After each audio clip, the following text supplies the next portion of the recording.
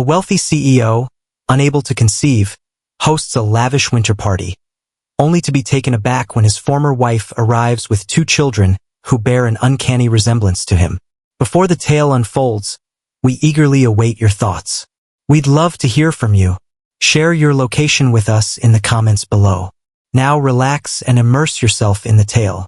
The shimmering chandeliers of the Montgomery estate scattered brilliant rays of light throughout the expansive ballroom as Maxwell Montgomery, the nation's foremost tech visionary, observed his annual winter charity gala with a sense of serene contentment. At 42, Maxwell had triumphed in Silicon Valley with his groundbreaking medical technology company, Medinova, evolving from a determined startup founder into one of the richest individuals in the nation. Another successful event, Mr. Montgomery, remarked his assistant Rebecca as she handed him a glass. The donation total has already surpassed last year's by 30%. Maxwell nodded, his steel blue eyes surveying the gathering of investors, celebrities, and philanthropists who had each contributed $10,000 per plate to champion his foundation's mission of making advanced medical technology available to underprivileged communities. That's wonderful news, he responded. Yet his smile seemed to lack warmth. Despite his achievements, the grand mansion in Connecticut, the luxurious penthouse in Manhattan, the private jet, and the billions amassed in his bank account, Maxwell was haunted by a deep sense of emptiness that wealth could never satisfy. 5 years ago, the doctors had confirmed it. He faced challenges with fertility.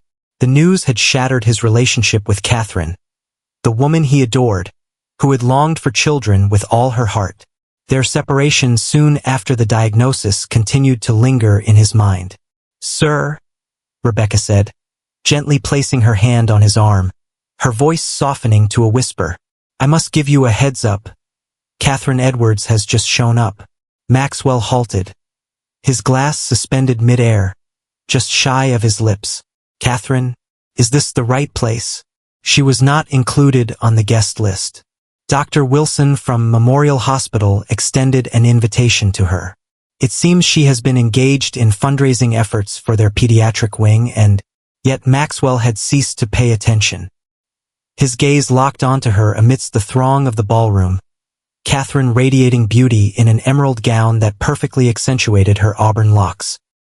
His heart pounded fiercely against his ribs, as if yearning to break free from his chest. Then he spotted them, 2 little ones, a boy and a girl, likely around 5 or 6 years old, standing near Catherine's side. Twins, adorned with golden blonde hair, fair skin, and striking steel blue eyes. Montgomery eyes, his eyes. The champagne flute fell from Maxwell's grasp, splintering against the polished marble beneath. Nearby discussions came to a standstill as attendees shifted their gaze. Yet Maxwell found himself frozen, unable to utter a word, his eyes locked onto the surreal reality that loomed in front of him. "Excuse me?" Rebecca's worried tone felt distant, as if it were echoing from far off. "Are you okay?" Maxwell ultimately discovered his voice, yet it surfaced as little more than a murmur. "The children with Catherine bear an uncanny resemblance to me." Maxwell clutched the rim of the marble-topped bar, fighting to regain control of his breath. The expressions on the children's faces had deeply unsettled him. The eyes, the nose, and the way the little boy tilted his head, all unmistakably reminiscent of Montgomery lineage. "Are you completely confident in my diagnosis?" Maxwell leaned in close to Dr. Elliot Gardner, the physician who had delivered the news of his infertility years earlier. Dr. Gardner squirmed in his seat. "Medicine doesn't always follow a precise path, Maxwell.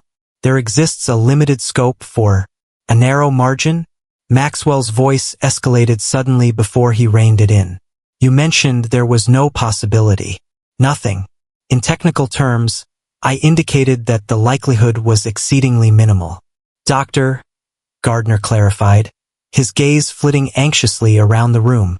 "Assessments can occasionally—" Rebecca materialized beside Maxwell. "Madam, Catherine is on her way." Maxwell turned to witness Catherine moving gracefully across the floor, her emerald gown shimmering in the light. The twins remained by her side, their inquisitive gazes absorbing the magnificence of the ballroom. "Maxwell?" Catherine's voice held a steady facade, yet there was an underlying tension. It has been quite a while. 5 years, he responded, his eyes fixed on the children. You never mentioned that you had kids. The girl leaned in close to Catherine, sharing a secret, prompting Catherine to lower herself and respond in kind.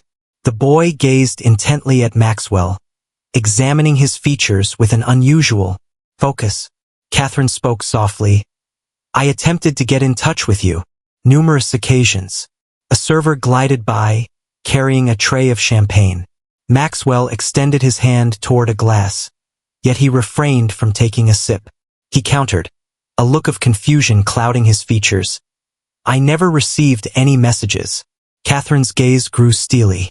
My assistant Victor confirmed that the messages were sent successfully. Victor, Maxwell's previous confidant who departed suddenly to take a role with Lawrence Blackwood, Maxwell's main competitor. A shiver coursed through him as fragments started to align perfectly. He acknowledged with a simple statement, yet his thoughts surged with possibilities. The small child pulled at Catherine's dress. Mommy, is this the person from the photographs? Catherine's cheeks turned a deep shade of red, revealing her evident discomfort. Emma, could you kindly allow me a moment with Mr. Montgomery? The young lad kept his gaze fixed, unflinching. He suddenly declared, Your eyes are just like mine. Maxwell knelt to the ground, his heart racing as he prepared to capture the moment with words that would resonate long after the scene had faded. At a child's level, his heart racing. May I ask what your name is? My name is Ethan. That is Emma. We are twins, he declared with pride. We are 5.5. 5.5. Maxwell calculated the figures with impressive speed. Conception likely took place just prior to their separation, before the infertility diagnosis was made. Catherine, Maxwell's voice was scarcely heard. It's time for a conversation. Before she could respond, the band launched into a fresh tune, and the crowd swelled around them. Not here, Catherine cautioned, her gaze flickering to a nearby reporter jotting down notes. Not at this moment. The sharp, clear note of a spoon striking glass sliced through the soft chatter of the ballroom. Lawrence Blackwood, the head of Blackwood Technologies and Maxwell's fiercest rival, stood on the modest stage, capturing everyone's focus. Ladies and gentlemen, Lawrence declared, his voice flowing like a gentle stream. As we gather to honor the charitable accomplishments of the evening, let us take a moment to recognize our gracious host, Maxwell Montgomery. The crowd erupted in a wave of applause. Maxwell nodded with a certain rigidity, keenly conscious of Catherine and the twins positioned mere feet from him. Maxwell's medical innovations have transformed innumerable lives. Lawrence maintained a smile that failed to illuminate his eyes. Though I may possess even greater, unexpected insights for him this evening. A perplexed whisper rippled across the assembly. Maxwell tightened, sensing the underlying menace. Lawrence's eyes shifted with intent toward Catherine and the twins as the speech came to an end. Maxwell led Catherine and the children to a secluded nook, shielded from curious gazes. Rebecca maintained her watchful presence, skillfully redirecting the attention of inquisitive bystanders. What is the duration of Lawrence's awareness regarding the children? Maxwell inquired, his tone subdued. Catherine's eyes grew large with surprise. I refrain from talking about our children with Lawrence. Our children, Maxwell reiterated, the phrase unfamiliar on his lips. Do they belong to me, Catherine? She locked eyes with him unwaveringly. Indeed, Maxwell. They belong to you. The confirmation, while anticipated, struck him with the force of a tangible impact. He braced himself against the wall. I attempted to convey my message to you. Catherine carried on. I reached out through calls and emails, and even visited your office, yet Victor consistently blocked my attempts. Ultimately, I was presented with legal documents from your team advising me to refrain from any further communication. I never authorized any such documents, Maxwell stated, his voice laced with disbelief. Their dialogue came to a standstill as Emma drifted from the alcove, captivated by the shimmering adornments. She drew near to the majestic ice sculpture, extending her delicate hand to make contact with its surface. Emma, be cautious, Catherine called out. Maxwell quickened his pace, reaching the little girl and softly steering her hand away from the ice. "It's quite chilly," he said, lowering himself to meet her gaze. "Could adhere to your fingertips." Emma observed him with a sense of intrigue, captivated by his gaze. "Are you my father?" she inquired with a sense of naivety. The question lingered in the atmosphere, taking away Maxwell's breath. Just as he was about to reply, a sudden burst of light from a camera illuminated the scene. "Mr. Montgomery, would you like to share your thoughts on your connection with these children?" Referred to as a voice, Maxwell, known as James Carter, a well-known tabloid journalist infamous for his sensational stories. Catherine swiftly drew Emma back to her side as Maxwell stood tall, effectively obstructing Carter's view of the children. Maxwell remarked with a chill, "This is a private conversation at a charitable event. It would be beneficial to concentrate on the work of the foundation instead." Carter flashed a sly grin, his gaze dropping to the camera in his hands. "I believe I've obtained what I required." As the journalist vanished into the crowd, Maxwell shared a concerned look with Catherine. The evening was slipping away more swiftly than either of them could manage.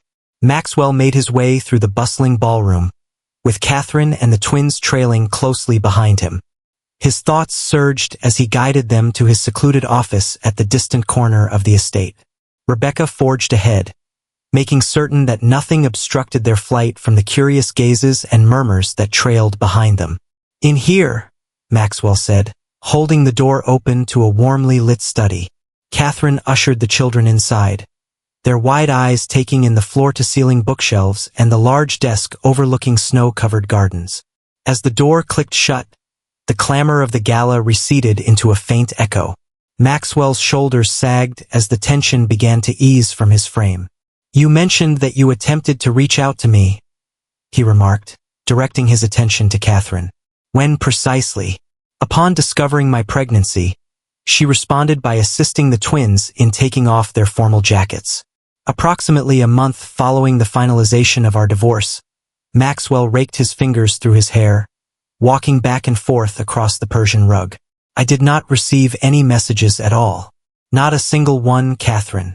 Ethan meandered over to Maxwell's desk, his gaze fixed on a framed photograph. "Mommy, this is you," he exclaimed, pointing at a wedding photo that Maxwell had never put away. Catherine's expression briefly warmed before she redirected her gaze to Maxwell. "Victor mentioned that you preferred to distance yourself from us. He mentioned that you were heartbroken over the infertility and found it difficult to cope with the reminders. And you actually thought that?" Maxwell inquired, his tone elevating. "Following a decade of being together? What was I meant to consider?" Catherine's eyes sparkled with intensity. "You closed me off after the diagnosis. You immersed yourself in your tasks. The decision to divorce was yours, Max." Emma pulled at Catherine's gown. "Mommy, I could really use a drink." Rebecca, having remained silently by the door, took a step forward. "If that works for you, I can take them to grab some juice." Catherine paused for a moment, then gave a slight nod. "Let's stick together, okay? Mommy will be right here chatting with Mr. Montgomery. Could he be our father?" Emma inquired directly, glancing between the grown-ups. The atmosphere grew still. Maxwell's heart raced in his chest as he awaited Catherine's reply. "That's exactly what we've been discussing, darling," Catherine finally remarked. "Proceed with Ms. Rebecca at this moment." Once Rebecca guided the children outside, Maxwell settled into his leather chair, a sense of dislocation washing over him as if the very earth had altered its course beneath him. "They're stunning, Catherine," he murmured. "They resemble my mother perfectly." "I understand," she responded gently. Emma possesses her own musical gifts, while Ethan showcases a knack for solving puzzles. Maxwell shielded his face with his hands. "Half a decade. I've lost 5 years of their lives." A soft knock broke the silence. Rebecca re-entered, her face set in a serious expression.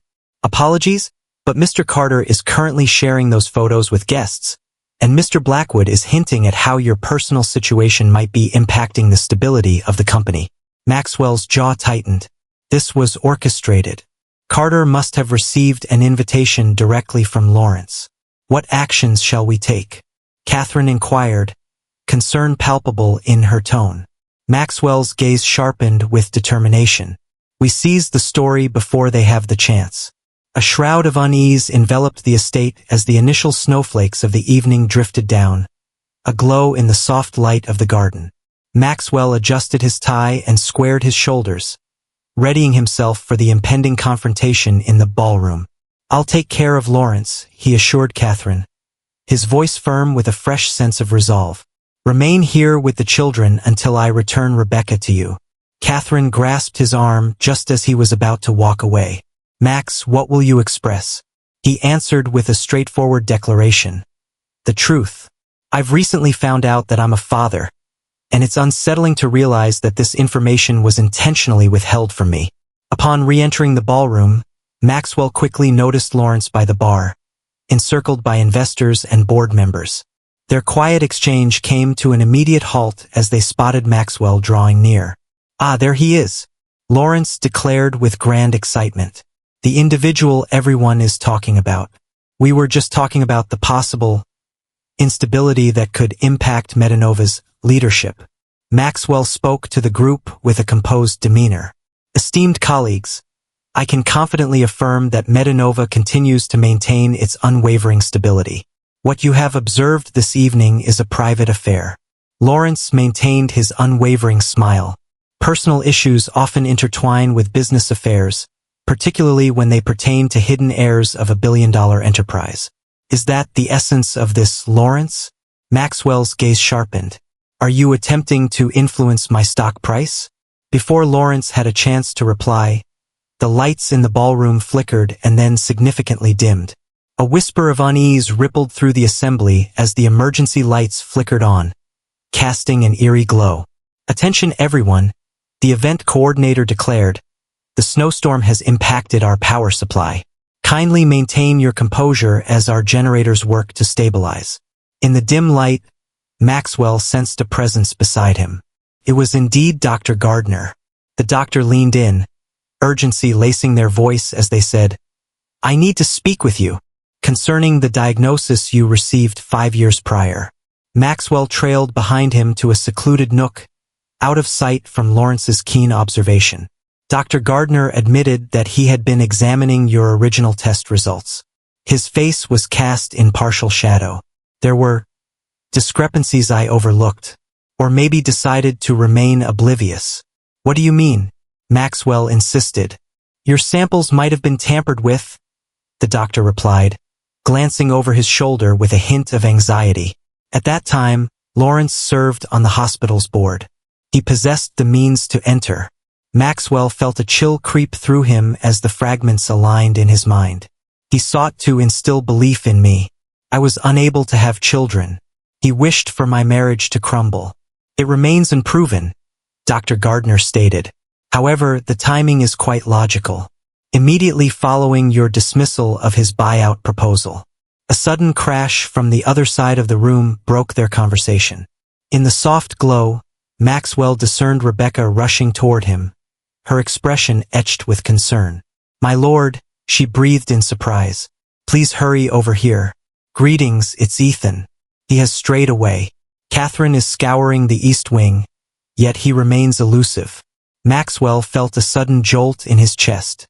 His son, was somewhere hidden within this sprawling estate, as a tempest unleashed its fury outside and a cunning adversary prowled within.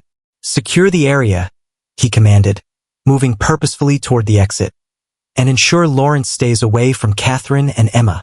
Maxwell hurried through the shadowy hallways of his estate, the sound of his footsteps reverberating as he made his way to the east wing. The emergency lights flickered, creating haunting silhouettes on the intricate wallpaper and the ancestral portraits that adorned the hallway. The snowstorm raged outside, hurling icy crystals against the windows, creating a sound reminiscent of fingernails drumming on glass. Ethan, he called, his voice echoing in the vacant silence. Ethan, where have you gone? The mansion, once a testament to his achievements, now loomed like a twisted maze, concealing the son he had only just found. Maxwell meticulously examined each room. The melodies, the space, the collection of books, the intimate theater, discovering only shadows and stillness. His heart pounded within his chest, each thump a painful echo of the invaluable moments he had already missed with his children. Around the corner, he almost bumped into Catherine, her graceful gown trailing behind her as she hurried with equal intensity. "Is there any indication of his presence?" she inquired, panting from her own quest. Maxwell gave a slight shake of his head. "No updates at this time. How could he have made it this far all by himself?" "He has always had a thirst for knowledge," Catherine responded, her voice trembling slightly. "Occasionally, his intelligence can be a double-edged sword." United in purpose, they pressed on, their mutual worry briefly closing the 5-year gap that had separated them. As they neared Maxwell's secluded study, a space he had deliberately secured, they observed the door slightly open, a narrow beam of light illuminating the corridor. Catherine hurried ahead, flinging the door open to find Ethan perched on a chair by Maxwell's desk, scrutinizing the wedding photograph they had looked at before. The boy glanced upward, taken aback by their abrupt arrival, yet entirely unfazed by the chaos he had instigated. "You found me," he said simply, still cradling the silver frame in his small hands. Joy illuminated Catherine's expression as she rushed towards him. "Ethan James Edwards, you truly gave us a fright. What made you stray away like that?" Ethan's gaze, strikingly reminiscent of Maxwell's, darted between the adults. "I was hoping to find more photos of you two together." Maxwell moved with deliberate caution, ensuring he didn't alarm the child. "It would have been better to ask first, Ethan. Your well-being was a concern for us." The child gazed at him intently, a daringness that captivated Maxwell. Unprepared. "Do you happen to be my father?" It is essential to speak the truth. The straightforward inquiry, presented with the child's candid honesty, lingered in the space that separated them. Maxwell cast a quick look at Catherine, who responded with a subtle nod of consent. Lowering himself to Ethan's eye level, Maxwell inhaled deeply. "Indeed, Ethan, I am your father." The boy responded with a sense of certainty. "Emma claimed it was a secret, yet I could discern the truth from Mommy's photographs." Catherine delicately retrieved the wedding photo from Ethan's grasp, setting it back down on the desk with care. "I regret that you had to discover it like this. We intended to engage in a meaningful discussion about it." "Does that imply we will be residing here from now on?" Ethan inquired, glancing about. The research conducted with open curiosity. Before either of the adults could utter a word, a sudden, forceful knock broke the silence. Rebecca lingered in the doorway, her expression taut with unease. "Mr. Montgomery, Ms. Edwards, I apologize for the interruption, but there is an urgent matter at hand.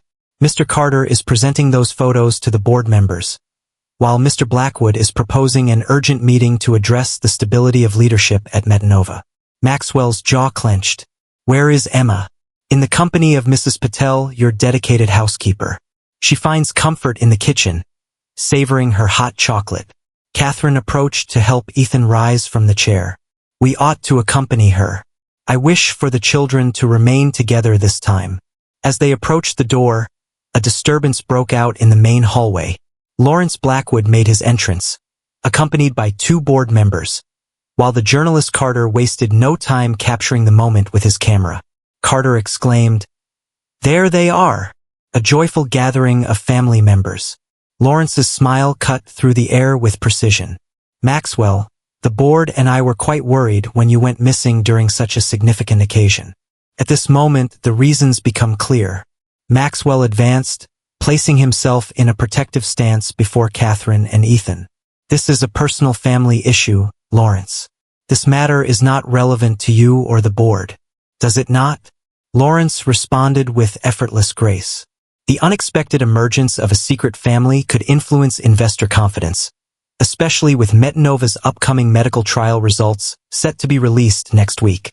One of the board members, an elderly gentleman named Harrison Wells, appeared truly perplexed. "Maxwell, is that really the case? Are these your kids? What's the reason for hiding them?" Maxwell responded with sincerity, his tone steady and unwavering. "It seems that someone intentionally withheld that information from me. His gaze pierced through Lawrence, causing his smile to waver, if only a little. Carter lifted his camera once more. Are you verifying paternity? The astonishing tale of the CEO facing infertility? Catherine advanced, her composure clearly unraveling. That's enough. My children are not your story. Lawrence arched an eyebrow. Maybe we ought to have a more private conversation about this. The board members and I are keen to learn about the progression of this situation. Maxwell discerned the subtle menace lurking beneath the surface. Lawrence was proposing to manage the narrative for a fee. It is highly probable that Metanova offers board positions or access to their innovative research findings. Maxwell declared with a firm finality, "There's nothing to discuss. If you wouldn't mind, we need to take our leave as my son has had quite a long evening." Just then, Ethan let out a theatrical yawn, prompting a wave of awkward chuckles from those watching. Lawrence's gaze sharpened. This is far from finished, Maxwell. This revelation will undoubtedly have an impact on Metanova, one way or another. Are you implying a threat? Maxwell inquired softly, his tone ominously subdued. It's just the way things are in business, Lawrence said, as he turned to walk away. I look forward to seeing you at the board meeting on Monday, assuming you're still in the CEO position by that time. As they vanished down the corridor, Rebecca emerged with Emma following closely, the young girl holding a steaming mug of hot chocolate. Ethan, she called out, hurrying towards her brother. Catherine knelt down, pulling both children in close as she realized the cookies were gone. Are you both okay? Emma nodded with great enthusiasm, appearing completely unaware of the underlying tension. Mrs. Patel allowed me to assist in stirring the chocolate. She claims my stirring arm is quite impressive. In spite of all that had transpired, Maxwell found himself unable to resist the warmth of a smile at the pure delight radiating from his daughter. In that instant, observing Catherine with the children, he sensed a profound clarity that had eluded him for years. He leaned in closer, his voice barely above a whisper as he addressed Catherine. We need to discuss our strategy. Lawrence is relentless in his pursuit of his desires. Catherine nodded, her gaze shimmering with understanding. The identical resolve he experienced. Then we must ensure that he does not. The kitchen of the Montgomery estate buzzed softly with activity as Mrs. Patel, the housekeeper, crafted a fresh batch of hot chocolate for the twins. Emma and Ethan perched on the expansive island counter, their legs swinging from the tall stools, sharing hushed secrets as only twins do. Maxwell and Catherine lingered by the bay window in the kitchen, their voices low as they ensured the children remained within their view. The snowstorm outside had grown fiercer, covering the estate grounds in a flawless layer of white. The small kitchen television displayed a weather report cautioning about road closures across Connecticut. We find ourselves quite ensnared here tonight, Maxwell observed, gazing at the snow accumulating against the window. Everyone will be staying until the break of dawn. Catherine nodded, her fingers absent-mindedly twisting the emerald bracelet, a familiar nervous habit that Maxwell recalled vividly from their time together. I ought to give my mother a call. She will be concerned. If she comes across anything on social media before I get a chance to reach out, use my office phone, Maxwell suggested, as it's more discreet than a cell call. Rebecca stepped into the kitchen, tablet clutched in her hand. Sir, I have just been informed that Carter has submitted a preliminary piece to his editor. Is it set to break? Available shortly. Maxwell's jaw clenched. What's the perspective? Rebecca read about the infertile billionaire's secret family, her expression filled with regret. There's additional information, yet it largely consists of conjecture and remarks from unidentified insiders. To the beloved family, Catherine whispered, Lawrence. He's providing them with insights. Maxwell raked his fingers through his hair, a clear sign of his mounting frustration. We must take the initiative on this matter. Rebecca, please reach out to our PR team. I need a statement ready right away. Excuse me? What sort of statement is that? Catherine inquired with a hint of hesitation. The truth, Maxwell stated with conviction. I have recently come to the realization that I am a father to two amazing children, who were kept from me due to corporate interference. There are currently no details available regarding the misdiagnosis of infertility. We won't proceed until we have clear evidence of interference. Ethan stepped down from his stool and walked towards them, his youthful face bearing an unusual gravity. Is there a buzz about us online? The grown-ups shared uneasy looks. Maxwell crouched down to meet the boy's gaze, choosing his words with precision. While some individuals may feel that way, there's no need for you to be concerned about it. Is it due to your notoriety? Ethan inquired directly.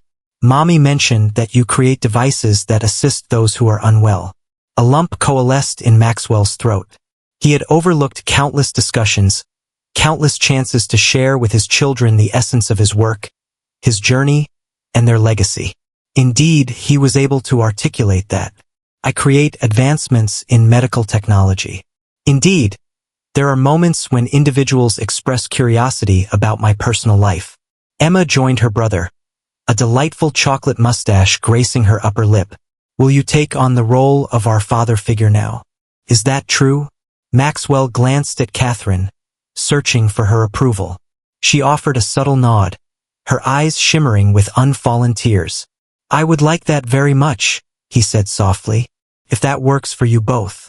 Emma's expression lit up with a broad grin, showcasing a gap where her front tooth once was. I have always longed for a father figure.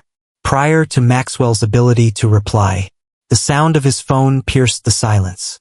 The caller ID showed Harrison Wells, the board chairman. I must take this, he said, standing up. The focus is on the organization. Catherine drew the children in tighter as Maxwell moved aside to respond. The call, his destiny, their destiny, teetered on the edge of what would unfold next. Maxwell strode back and forth in his home office, phone glued to his ear while Harrison Wells, the board chairman, detailed the urgent board meeting that Lawrence had scheduled for Monday. Good morning. There are assertions regarding pressing leadership issues, Maxwell. Harrison's voice broke through the static on the line. Lawrence has obtained proxy votes from both Daniels and Rivera at this point. Maxwell countered, pausing to look out at the swirling blizzard. That's still not enough for a no-confidence vote. What's his true intention in this situation? Harrison paused, uncertainty flickering in his mind. He implies that you intentionally hid your fatherhood to escape legal responsibilities. It suggests a recurring theme of dishonesty that may affect the trust of investors. Maxwell's free hand formed a tight fist. That's quite amusing, especially considering the man who probably masterminded the whole affair. Can you provide evidence for that? Not at this moment, but I assure you it will be done by Monday. Once the call concluded, Maxwell made his way back to the kitchen, where Catherine was assisting the twins in constructing a tower of sugar cubes, all while Mrs. Patel busied herself with preparing a late dinner. The tableau of serene domesticity resonated deeply within him. This was what he had, overlooked for 5 years.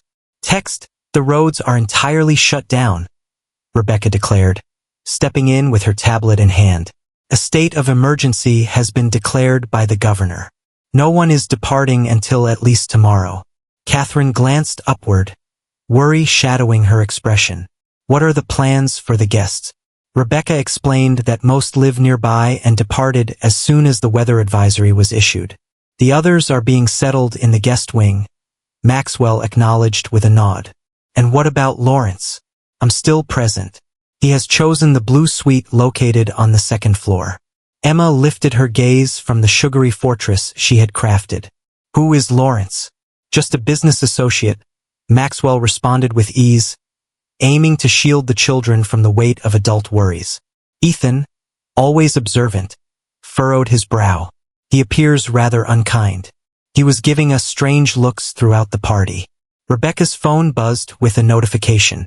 Her expression grew somber as she glanced at the screen.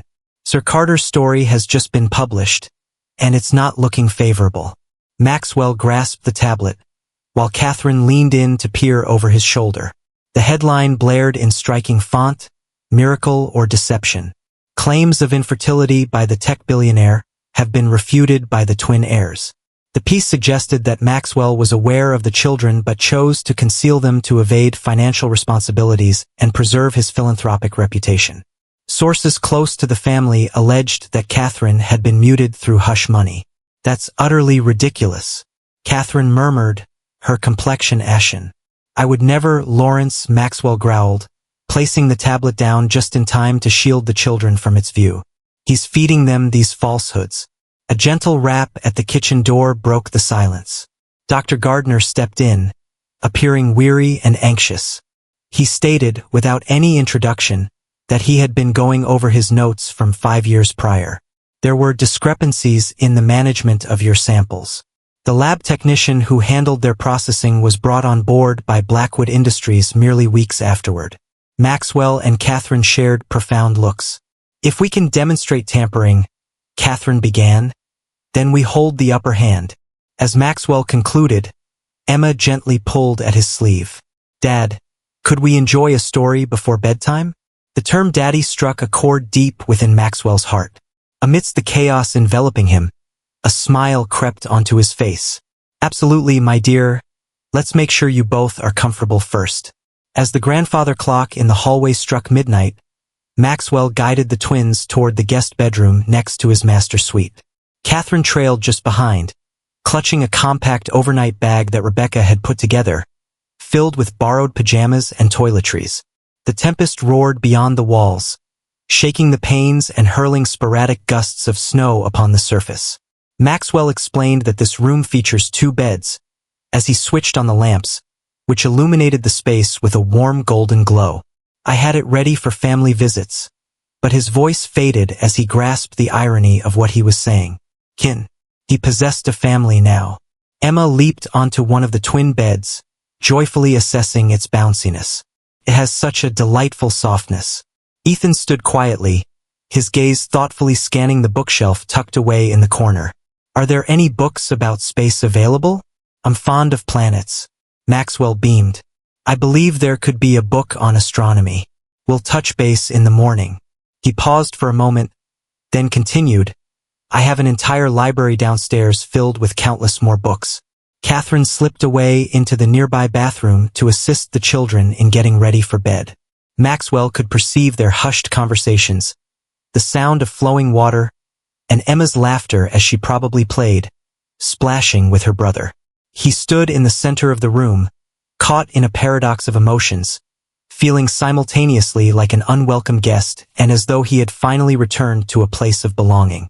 As Catherine stepped out with the children clad in their borrowed pajamas, Maxwell inquired, Would you like to hear that story now? The twins nestled into their individual beds, their eyes sparkling with eager anticipation. Maxwell settled on the edge of Emma's bed, while Catherine took a seat next to Ethan. For a fleeting instant, they appeared to be just another typical family settling down for the night, as though the passage of time and distance had never intervened. Maxwell embarked on a tale of a solitary astronaut who stumbled upon a tiny planet inhabited by 2 youthful adventurers, who imparted lessons of bravery and happiness. The children absorbed the story eagerly, their curious interruptions bringing smiles to the faces of the adults. As the narrative reached its end, Emma's eyelids became weighted with sleep, while Ethan struggled to keep his eyes open. We'll talk more tomorrow, Catherine whispered, planting a gentle kiss on each child's forehead as she tucked them in for the night. Maxwell, mirroring her actions, found himself enveloped in a wave of unexpected emotion from the seemingly simple gesture. They exited the room with a hushed demeanor, allowing the door to remain slightly open. In the hallway, they lingered in an uncomfortable quiet until Maxwell motioned toward his study. We need to discuss our approach, he murmured softly. Lawrence is determined to make every moment count. A fire crackled in the hearth, casting a gentle glow and enveloping the room in a cozy warmth. Catherine settled into one of the leather armchairs, an air of fatigue washing over her. I can hardly fathom that this is unfolding, she whispered. After all these years of safeguarding them, nurturing them on my own, now everything is laid bare. Maxwell filled 2 glasses with brandy, offering one to Catherine. I must know it all, he declared, positioned opposite her. Each effort you put forth to reach out to me, every engagement with Victor or any member of my team. Catherine paused for a moment, taking a delicate sip before she began to speak. About 6 weeks after our separation, I found out I was pregnant. I attempted to reach your office multiple times, but Victor consistently answered the calls. He mentioned that the infertility diagnosis hit you hard, and that learning about my pregnancy would be incredibly difficult for you. So, you actually trusted him? Maxwell's voice betrayed the pain he felt. After the diagnosis, Max, you became so distant, shutting me out and choosing to file for divorce. What was I meant to consider? She cast her gaze upon her glass. Ultimately, I was met with cease and desist letters from your legal team, warning of a harassment suit should I persist in reaching out to you. Maxwell's hold on his glass grew firmer. I did not give permission for any letters of that nature. I understand that now, Catherine responded gently. In that moment of solitude, carrying twins and gripped by fear, I resolved to dedicate myself to providing our children with the finest life possible. What brings you here tonight, after all this time? Catherine locked eyes with him unwaveringly. The kids are inquiring about their dad. Emma discovered our wedding photo tucked away in my drawer. I mused. I believed it was essential for them to uncover the truth, regardless of the discomfort it might bring. A sudden knock broke the silence. Rebecca stepped in with a serious expression. I've been sifting through my old email archives, sir. I stumbled upon something unsettling. She set her tablet down on the desk that lay between them. These are exchanges between Victor and Lawrence, originating from 5 years ago. Your medical results are discussed in detail. Maxwell perused the emails, his frustration intensifying with every correspondence. Stood out starkly, clear and undeniable. Lawrence had compensated Victor to fabricate the infertility diagnosis and intercept Catherine's communications. There's more, Rebecca went on. Dr. Gardner has made your original test results available to you. They were intentionally misconstrued. The medical expert I spoke with confirmed that you have never experienced fertility issues. Catherine's hand darted to her mouth. All this time, Maxwell stood, suddenly moving back and forth in front of the fire. This is the epitome of corporate sabotage. He manipulated our personal lives, our marriage, and our children as mere pieces in his business strategy. The inquiry at hand is, what are our next steps? Catherine inquired. We push back, Maxwell responded promptly. These emails provide us with an advantage. We can leverage the possibility of revealing Lawrence's corporate espionage if he doesn't withdraw from both the board challenge and his media campaign. Rebecca took a moment to clear her throat. There's an additional point to consider. Carter is seeking to arrange a private interview with both of you for tomorrow morning. He asserts that if you don't comply, he'll publish a follow-up article featuring more sources that could be even more harmful. Maxwell and Catherine shared a knowing look. The reporter who had once been turned against them could now be their greatest opportunity to shape the story. Inform him that we will take it into account. After a brief pause, Maxwell spoke. It is essential to emphasize that any additional defamatory remarks will lead to prompt legal measures. As Rebecca departed to convey the message, Maxwell settled back into his seat opposite Catherine. The fire crackled softly, filling the quiet space between them, as shadows swayed on the walls, mirroring the intricate emotions that played across their expressions. So much has been missed, Maxwell finally uttered, his voice thick with emotion. Initial strides, inaugural utterances, celebrations of birth. Catherine extended her arm, her fingers gently wrapping around his hand. There are just 5, Max. There remains an abundance of possibilities on the horizon. Academic performances, athletic competitions, scientific exhibitions, commencement ceremonies. You still have something left.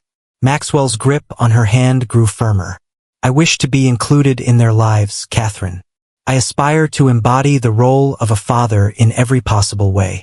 And Lawrence, she inquired gently, the controversy, your firm? Nothing else holds significance in comparison to them, he replied instantly. I once created Medanova from the ground up. If needed, I can certainly do it again. Yet, those years with Emma and Ethan are lost to me forever. The storm outside roared with a waning intensity as the night grew darker. Within the cozy embrace of the fire's warmth, 2 individuals who had once shared a profound love embarked on the delicate journey of reconstructing what had been so meticulously shattered. The initial soft glow of dawn crept through the study windows as Maxwell examined the papers that Rebecca had meticulously gathered during the night. The snowstorm had at last subsided, revealing the estate grounds as a shimmering expanse of white. Despite the roads being mostly untraversable, the weather report suggested a clearing by the afternoon. "These are substantial," Maxwell remarked, arranging the evidence within a leather portfolio. Lawrence's correspondence with Victor, the forged medical documents, the captured communications from Catherine. Everything is contained within this compilation. Rebecca nodded, stifling a yawn. She had devoted herself completely, connecting with past employees and sifting through old records to construct their argument. The board members are likely to find it persuasive, particularly given that 3 of them have previously faced similar tactics. A gentle rap on the door broke the silence. Catherine stepped inside, clad in attire borrowed from Rebecca's collection. Sleek black slacks paired with a rich burgundy sweater that beautifully highlighted her auburn locks. "The twins remain in slumber," she remarked, graciously accepting the coffee Maxwell presented. "At what time is Carter scheduled to arrive for the interview?" "It's 10 o'clock, Rebecca responded. "I've established guidelines. No surprise questions, no photos of the children, and we." Before publication, Maxwell's phone rang, prompting a moment of pause for review. "Harrison Wells once more," he responded on speaker. "Maxwell, Lawrence is advancing sooner than anticipated." Harrison's voice wavered. "An emergency virtual board meeting has been summoned for noon today, highlighting pressing governance issues that demand immediate focus." Maxwell and Catherine shared a fleeting look. "He's attempting to push through a vote before we have the chance to present our evidence." "Indeed," Harrison affirmed. "I've postponed for as long as I could, but he has garnered sufficient backing to move forward. Preparation is essential." Once the call concluded, Maxwell faced Catherine, a resolute expression marking his features. "It's time to rethink our strategy. Rather than standing on the defensive, we take the initiative to strike. Carter's interview serves as our stage." Catherine's eyes grew wide. "Are you looking to bring Lawrence into the spotlight?" "This is the most favorable choice we have," Maxwell responded, raking his fingers through his tousled hair. "During the interview, we unveil the evidence, followed by a formal presentation at the board meeting." In that instant, Ethan emerged in the doorway, his hair disheveled from slumber, grasping his borrowed pajamas. "Is breakfast available?" he inquired with a straightforward demeanor. "Emma is also feeling hungry." Maxwell wore a smile, even amidst the palpable tension. "Absolutely. Let's locate Mrs. Patel and discover what she can whip up for us." In the kitchen, while the twins eagerly consumed blueberry pancakes, Maxwell learned that Lawrence was seeking a private meeting prior to Carter's interview. "He understands that we share a connection," Catherine murmured softly, her gaze fixed on the children from the other side of the kitchen. "He is attempting to reach an agreement." Maxwell nodded with a somber expression. "Allow him to approach. He must confront the repercussions of his choices now." After a brief interval of 20 minutes, Lawrence made his way into Maxwell's study. His typically refined demeanor showed signs of wear at the edges. The night had undoubtedly been just as restless for him as it had been for them. Maxwell began with a smooth tone, politely declining the offered seat. "It seems we've started this journey in a less than ideal way.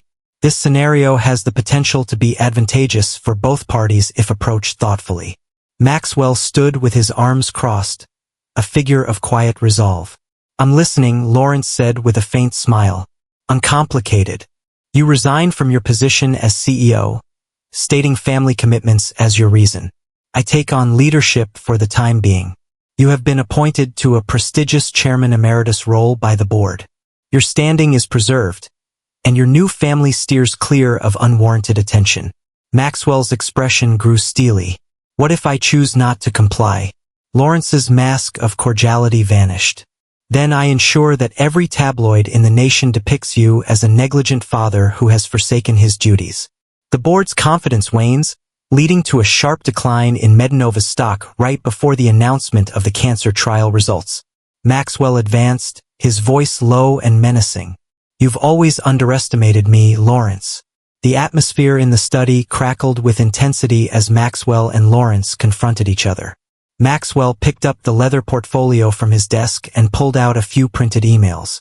Before you proceed with your intimidation tactics, Lawrence, it's important for you to understand that we possess proof of your corporate espionage. He passed the documents to Lawrence, who scrutinized their contents with narrowed eyes.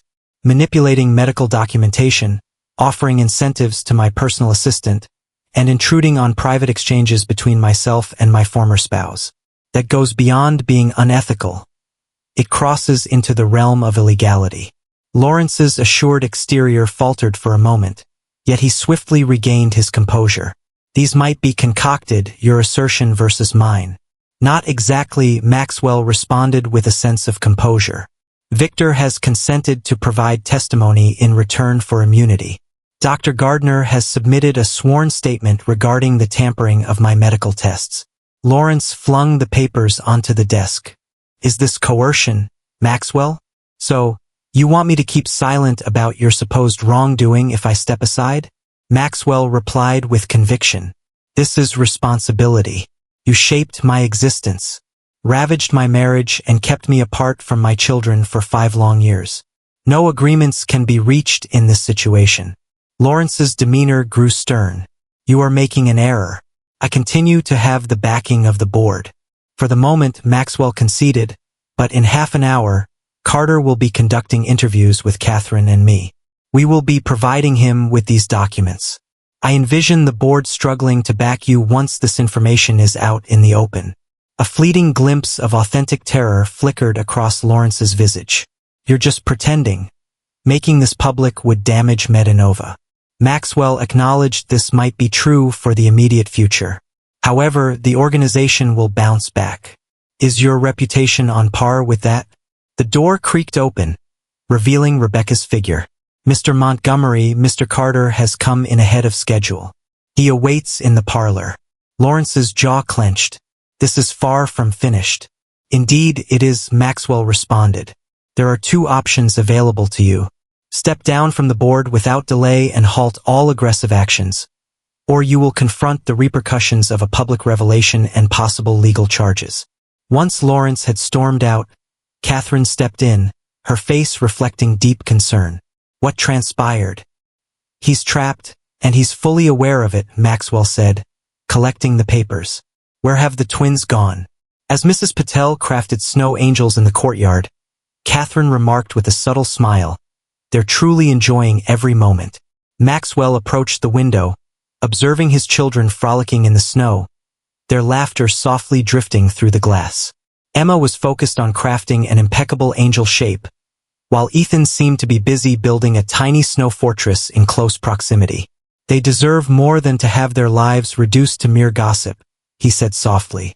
Catherine took her place beside him at the window.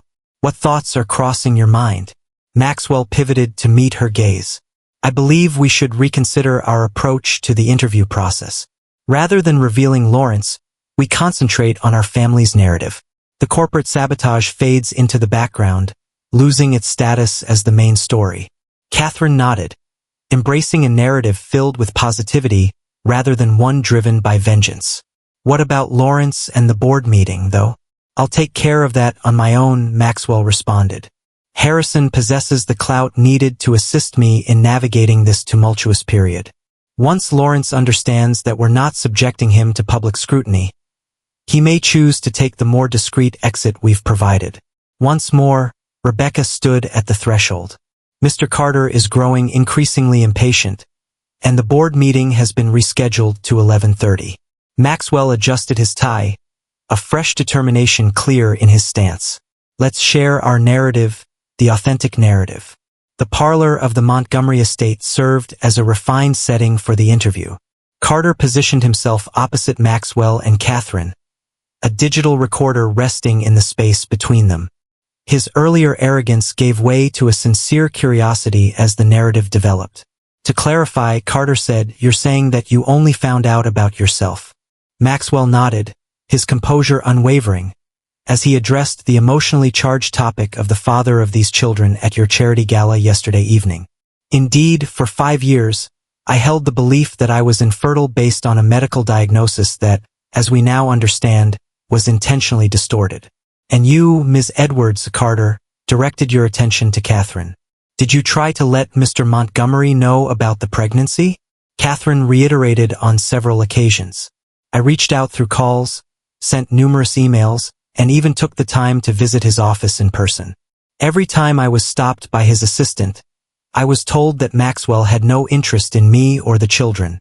Carter's eyebrows arched in surprise. What a complex ruse that is. Is there any proof to back up these assertions? Maxwell shared a knowing look with Catherine before gently pushing a slender folder across the table. Indeed, we do. What you will discover there reveals corporate sabotage at the highest echelon. Yet, he lifted a hand as Carter, filled with anticipation, reached for the documents. This is being offered solely for background context. Today, we are not concentrating on vengeance. Is it not? Carter appeared truly taken aback. No, Maxwell responded with conviction. It's about coming together, gaining knowledge. Being a father to two extraordinary children is the most incredible blessing I could ever imagine. 5 years have slipped away with them. I refuse to waste another moment on the games of corporate politics or the drama of scandal. Catherine extended her hand toward Maxwell, grasping his in a spontaneous yet instinctive gesture that seemed to flow effortlessly between them. Our goal is to progress together as a family. The twins are worthy of that opportunity. Carter observed them closely, his keen intuition recognizing the genuineness of their statements. What's the situation with Medinova? The news is expected to influence your company's stock performance. Maxwell responded that Medinova's mission has consistently focused on enhancing lives through medical technology. The mission continues to be the same. Becoming a father has deepened my dedication to fostering a healthier environment for every child. As the interview progressed, the delightful sounds of youthful laughter wafted through the parlor windows. In the courtyard, Emma and Ethan were engrossed in constructing a snowman, with Mrs. Patel keeping a watchful eye, completely oblivious to the impending interview that would alter their public story. Carter turned his attention to where Maxwell was looking, his eyes drawn to the window. Could you please introduce me to your children once we finish? Catherine insisted with unwavering resolve. No photographs. Carter nodded in agreement, turning off his recorder. It seems I possess all that is required. This diverges significantly from the narrative I anticipated crafting. Truth often is, Maxwell replied, standing up from his chair. Once Carter left, Rebecca rushed in with the latest news. The board meeting will commence in 15 minutes. The meeting will take place through a video conference from the comfort of your home office. Maxwell glanced over at Catherine. Will you accompany me on this journey? She paused for a moment, then gave a slight nod. The twins are joyfully engaged in building their snowman. Mrs. Patel will observe them closely. In the office, Maxwell adjusted his chair, allowing Catherine to stand just out of sight, present yet unseen by the board members. As the video conference began, showcasing a digital array of solemn expressions, Maxwell experienced an unexpected sense of tranquility. The evidence was meticulously arranged in front of him, yet he held onto the hope that it would remain untouched. Esteemed guests, he commenced. I acknowledge that there are worries regarding the latest changes in my personal circumstances. I will speak to them directly. The expressions in the boardroom reflected a spectrum of doubt to outright animosity as Maxwell spoke to them. Lawrence positioned himself at the heart of the virtual gallery, an expertly crafted expression of worry etched across his face. As you all know, Maxwell started. Last night, I found out that I am the father of twins. This news caught me off guard just as much as it did you. For 5 years, I held the conviction that I was infertile, based on medical tests that I have since discovered were intentionally manipulated. Whispers flowed through the digital gathering. Lawrence took a moment to clear his throat. Maxwell, we understand your personal circumstances, but the board is worried about how this might affect shareholder confidence. Maybe a brief change in leadership could hold on a moment, Lawrence. Maxwell interjected, his tone unwavering. What truly affects shareholder confidence isn't my recently uncovered family. but the corporate espionage that has specifically targeted me. Maxwell presented his screen, revealing the initial email correspondence between Lawrence and Victor. The virtual room was enveloped in silence as board members inched closer to their screens, absorbing the incriminating evidence laid before them. Maxwell went on to say that there are countless additional documents similar to this one. It has been demonstrated that Lawrence was responsible for the manipulation of my medical records and obstructed any communication from my ex-wife concerning her pregnancy. These actions were crafted to undermine my emotional and professional stability. Harrison Wells, the chairman of the board, took off his glasses with deliberate slowness. These are grave accusations. Maxwell, Lawrence, what are your thoughts on this? Lawrence's carefully maintained exterior started to show signs of wear. This is evidently a contrivance aimed at diverting attention from the actual matter at hand. Maxwell countered, showcasing both documents on screen, as he presented the signed affidavits from Dr. Gardner and Victor Rhodes that confirm these events. The district attorney's office has shown considerable interest in advancing corporate espionage charges. A woman on the board voiced her thoughts. If these claims hold any truth, it is Lawrence who ought to be worried about his standing, rather than Maxwell. Lawrence's complexion had drained significantly. This is utterly ridiculous. I require time to craft a thoughtful reply. Certainly, Maxwell responded calmly. It's worth noting that Mr. Carter is set to publish an article tomorrow featuring parts of this evidence, so I recommend you prepare your response promptly. Following a few intense minutes of dialogue, Harrison requested a short break. Upon the meeting's reconvening 15 minutes later, it was clear that Lawrence was strikingly missing. Harrison announced that Lawrence has submitted his immediate resignation from the board. He mentioned personal reasons and an intention to concentrate on different pursuits. Maxwell felt a wave of relief as he sensed Catherine's hand gently squeeze his shoulder just out of view. The other board members swiftly expressed their trust in his leadership, with a number of them offering personal congratulations on his new family. As the video conference concluded, Maxwell glanced at Catherine, who wore a tearful smile. "It's finished," she murmured, "truly finished." Maxwell gave a slight shake of his head. "Not over," he clarified softly, "merely starting." The twins were discovered in the kitchen alongside Mrs. Patel, their cheeks still flushed from the chill, savoring hot chocolate after their snowy escapades. "Daddy," Emma exclaimed as she spotted Maxwell, the words fresh and delightful to his ears. "We crafted a delightful snow family outside. Come take a look." Maxwell sank to his knees beside them. "I would be delighted to see your snow family. However, I must share something significant with you both first." The twins regarded him with inquisitive gazes as Catherine took her place at the table. "You know, I recently discovered that I'm your father," he started cautiously. "Well, some unkind individuals attempted to separate us, but that is no longer possible. If it suits you, I would love for us to become a genuine family." The Montgomery estate radiated a sense of transformation, not from the sparkling snow that blanketed the ground outside, but from the comforting presence of family gathered within its walls. In the expansive living room, a fire danced cheerfully as Emma and Ethan sat with their legs crossed on the soft carpet, deeply engaged in a challenging puzzle that Maxwell had discovered in the game cabinet. "This piece goes here," Ethan declared, confidently positioning a section of what seemed to be a rocket ship. "No, it doesn't," Emma replied, swiftly adjusting it. "Observe, the hues are not in harmony." Maxwell sat on the sofa, cradling a steaming mug of coffee that warmed his hands. Catherine settled beside him, their shoulders brushing against each other, a cozy closeness that was both refreshing and reminiscent. He murmured, observing the similarities between them, as Ethan tackled the puzzle with a methodical approach while Emma relied on her intuition.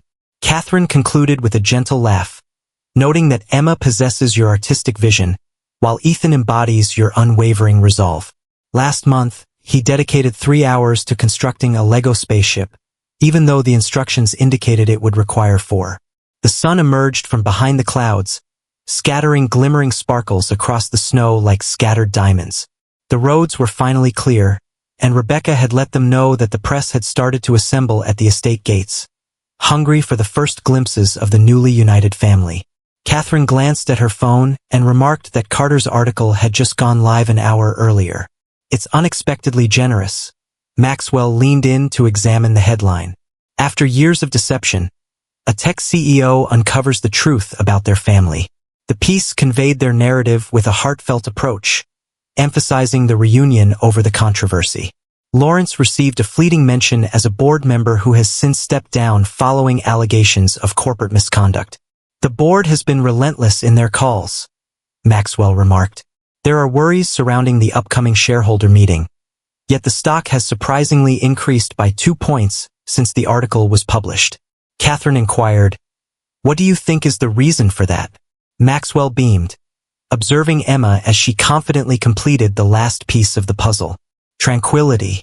Individuals are drawn to genuine connections, and it seems they recognize that Metanova's CEO holds family in high regard alongside innovation. Rebecca stood in the doorway holding her tablet. "Everything has been arranged as per your instructions, sir. The press conference is set for tomorrow morning, and the documents for the Montgomery Family Foundation are ready for review." "Thank you, Rebecca," Maxwell responded. "What about the other issue?" Rebecca beamed with joy. "This afternoon, the realtor will present Ms. Edwards and her children with the opportunity to explore the house on Maple Street, should they express interest." Catherine cast a curious glance at Maxwell. "Is there a house on Maple Street?" Maxwell clarified that it's just 3 blocks away from here. "I considered that we have much to sort through, yet I wished for you and the kids to be close by. The residence boasts a stunning garden." "There's ample space in here, Max," Catherine interjected softly. "That's quite considerate, but we should proceed with caution." For the sake of the children, Maxwell nodded, feeling a sense of humility, yet recognizing her carefulness. "Absolutely, you have a point." Emma lifted her gaze from the finished puzzle. "Is it time for us to go sledding now?"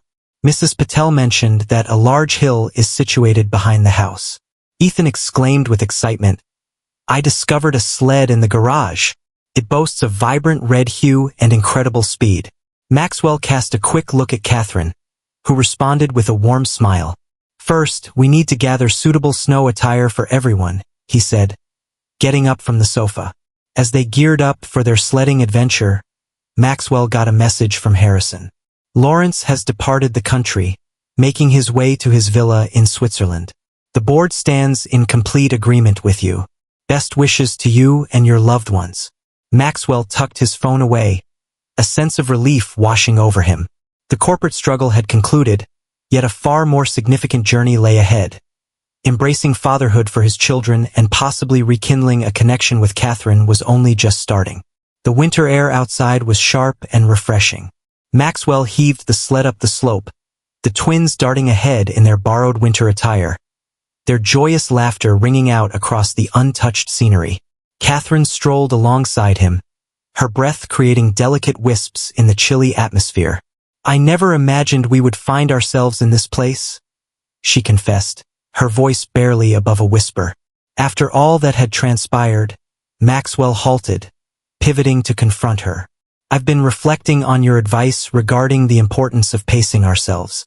You're correct, but I want you to understand that regardless of what unfolds between us, my dedication to being the best father possible for Emma and Ethan remains unwavering." Catherine's gaze became gentle. "I've always been aware of the kind of man you really are, Max. I attended the gala for this very reason. Our children deserve to have a connection with their father." At the summit of the hill, the twins were already bickering over who would take the first turn on the sled. Maxwell stepped in with a resolution. "What if we all joined forces and went together? This sled is sufficiently large." For pairs of eyes sparkled with anticipation as they took their places.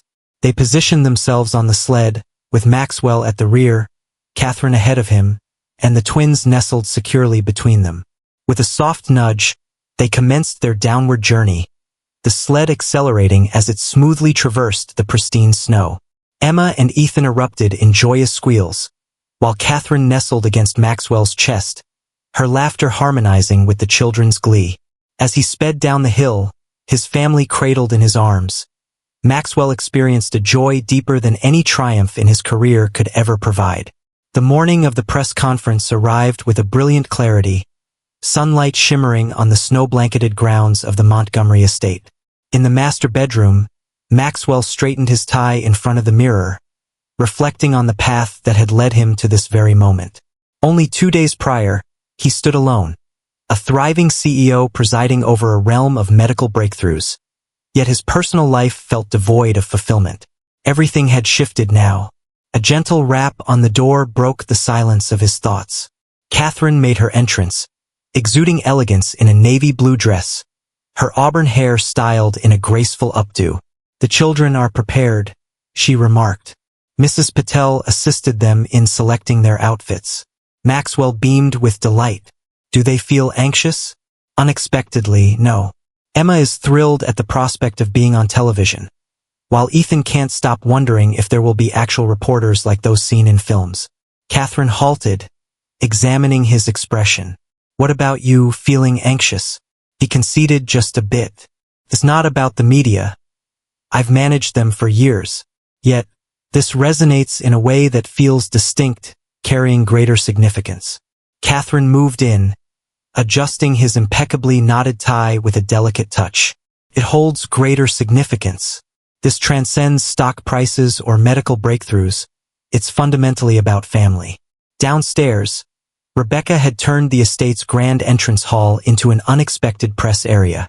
A podium was positioned in front of an elegant backdrop that showcased the Metanova logo paired with the freshly crafted emblem of the Montgomery Family Foundation. The room buzzed with the presence of reporters and cameras, their soft exchanges weaving a tapestry of eager expectation. Emma and Ethan lingered in the library, maintaining a careful distance from the throng of reporters outside. Emma spun gracefully in her blue dress, while Ethan nervously adjusted the collar of his little button-down shirt. "Am I required to speak?" When Maxwell entered, Ethan inquired. Maxwell lowered himself to his son's level. "Only if it suits your desire. Today is all about welcoming you to this new realm, but feel free to remain silent if that's what you prefer." Emma advanced, her demeanor grave. "I will speak. I had a session with Mrs. Patel." Maxwell experienced a profound sense of pride and gratitude welling up within him. "What phrases did you rehearse?" With the pure and unfiltered sincerity that only a child possesses, she expressed her joy at meeting her daddy and the excitement of becoming a family together. Emotion welled up in Maxwell's eyes as he pulled both children into a tender embrace. Catherine stood at the threshold, her gaze shimmering with emotion. "It's time," Rebecca whispered gently from behind Catherine. Maxwell stood up, inhaling deeply. "Are you prepared?" he inquired, extending a hand toward each twin. Emma nodded with enthusiasm, while Ethan offered a more cautious yet resolute nod. The trio made their way toward Catherine, who seamlessly integrated into their small procession as they approached the entrance hall. The moment they emerged, the flashes of cameras erupted. Maxwell sensed Emma's grip strengthen around his hand, as Ethan nestled closer to him. Catherine instinctively positioned herself beside the children, a shield of warmth and care, as Maxwell made his way to the podium. "Good morning," he started, his voice unwavering and distinct. "I appreciate everyone for being here. As you may have heard, just 2 days ago, my life took a profound turn when I learned that I am the father of 2 extraordinary children." He motioned toward Emma and Ethan, who were positioned alongside Catherine just a short distance away. "Due to factors outside my influence, factors currently under scrutiny by the relevant authorities, I was oblivious to their presence until my yearly winter charity gala." The journalists absorbed every word, their cameras snapping incessantly.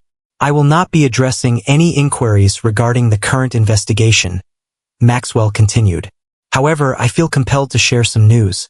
Today, I am pleased to share the establishment of the Montgomery Family Foundation, focused on reuniting families who have been separated and providing support to children in need throughout the nation." A wave of enthusiasm swept across the audience as Maxwell articulated the foundation's mission, which includes offering legal assistance to parents who have been separated from their children through deceit or pressure, financing research into fertility options, and creating educational scholarships for the children of single parents. On a personal note, Maxwell's voice took on a softer tone.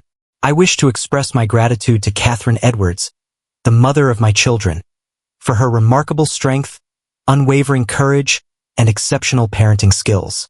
In the face of numerous challenges, she nurtured Emma and Ethan into the remarkable individuals they have become. Catherine fought to hold back her tears as Maxwell gestured for her and the twins to come forward and join him at the podium. "Do you have any inquiries?" Maxwell inquired of the gathered journalists. "Are you planning to pursue custody of the children?" addressed a journalist from the front row. Maxwell glanced at Catherine before responding. "Catherine and I are dedicated to working together in our parenting journey. While specifics remain confidential, our foremost concern is the welfare of our children. Ms. Edwards, what are your thoughts on Mr. Montgomery's unexpected arrival in your children's lives?" inquired another reporter. Catherine inclined her head closer to the microphone. "This day has always been a hope of mine. Mr. Montgomery, has truly revealed himself to be the father I always believed he could become." Emma, seemingly taking her moment, stepped forward and rose on her tiptoes to grasp the microphone. "I always wanted a daddy," she declared to the audience, her voice ringing with clarity and assurance, even with its youthful tone. "And now I have the best one." A wave of admiration swept through the press corps, accompanied by delighted laughter and applause. Ethan, determined to make his mark, leaned in and whispered to Maxwell, who promptly hoisted him up to grasp the microphone. Ethan declared with a serious tone, "My daddy's going to help me build a rocket ship." Maxwell smiled broadly. "Absolutely, my friend, the possibilities are endless." After a few additional inquiries, Rebecca indicated that the press conference was coming to a close. As the reporters started to scatter, Maxwell drew his family near, murmuring, "You are all incredible." Later that afternoon, as the winter sun started its gentle decline, Maxwell lingered in the doorway of the estate's sunroom, observing Catherine as she read a story to the twins.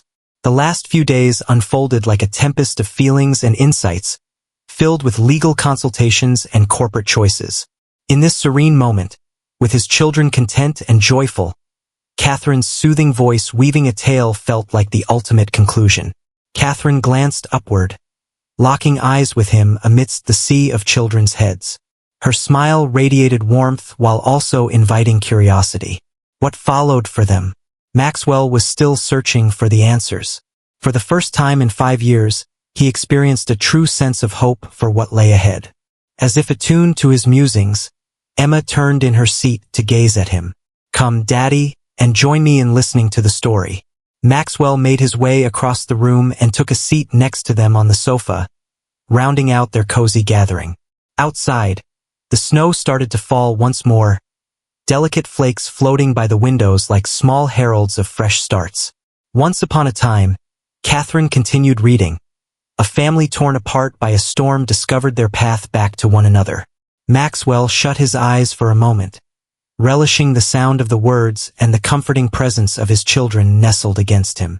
No matter the obstacles that awaited him, and there would undoubtedly be plenty, he was completely convinced that finding his family was the most valuable treasure he could ever have.